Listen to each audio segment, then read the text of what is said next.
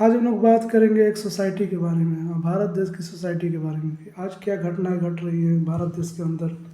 कि जो हम लोग क्लास में पढ़ रहे हैं, क्या हम लोग उस पढ़ने से क्रिटिकल थिंकिंग आ रहा है कि नहीं आ रहा है। कोई लड़का क्लास में खड़ा होकर कोई क्वेश्चन करता है तो उसको मास्टर या टीचर कहिए, मतलब उसको डरा धमका कर बैठा दिया जाता है। जब वो क्वेश्चन ही नहीं करेगा सही तरह से तो क्या सीखेगा, कुछ नहीं सीख पाएगा।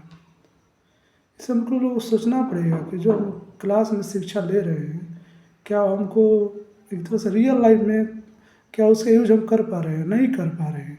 तुम सोच रहे हो कि हम जो क्लास में पढ़ कर आएंगे, एक दो मोटिवेशनल वीडियो देख कर कुछ उखाड़ पाएंगे, कुछ उखाड़ नहीं कर पाओगे।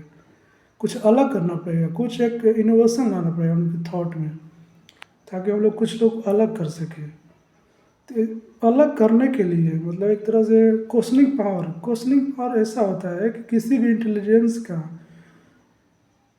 एक शुरुआत होता है। मतलब एक तरह से अगर तुम क्वेश्चन करते हो तो वहाँ से तुम्हारा इंटेलिजेंस की शुरुआत होती है।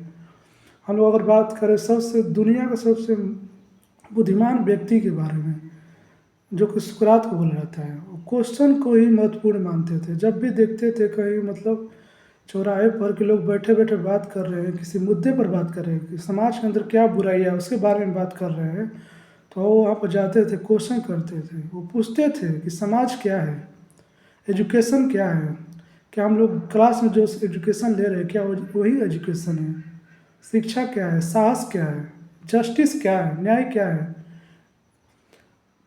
तो अलग अलग लोग जवाब देते थे, तो वो भी उसका मतलब एक तरह से उसको पलट कर जवाब देते थे सुकरात। तो हम लोग को समझना पड़ेगा कि कोई भी चीज़ एजुकेशन क्या है, एजुकेशन का मतलब पहले समझो। क्या एजुकेशन हम लोग को रट्टू तोता बना रहा है, या कुछ सोच समझ कर क्रिटिकल थिंकिंग विकसित कर रहा है।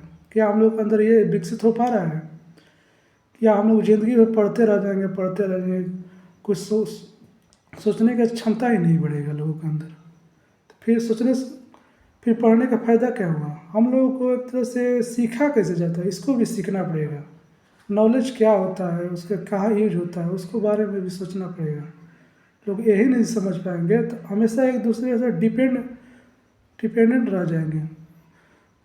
भगवान बुद्ध ने कहा था कि कोई भी समस्या है तुम खुद ही इलाज कर सकते हो, क्योंकि मतलब तुम्हारे अंदर ऐसी पावर होना चाहिए ताकि तुम उसे खुद उसका सलूशन जो ढूंढ सको। भगवान बुद्ध यही बात करते हैं, दूसरे पर डिपेंड होने की बात नहीं करते हैं। बोलते हैं कि दुख ऐसे दूर नहीं होगा, दूसरों पर निर्भर होने से या साधु महात्मा के पास से जाने से कोई दुख दूर नहीं होता है। तुमने दुख पैदा किया है तो तुम ही ख़त्म ही कर सकते हो। यानी कि हम लोग जो दुख पैदा किए हैं हम लोग खुद ही ख़त्म कर सकते हैं।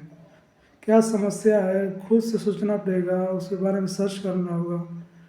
क्या दिक्कतें आ रही हैं उसके बारे में खुद सोचना पड़ेगा, ना कि हम लोग भटक कर सोशल मीडिया के अंदर, फेसबुक के अंदर कहीं भटक जाए।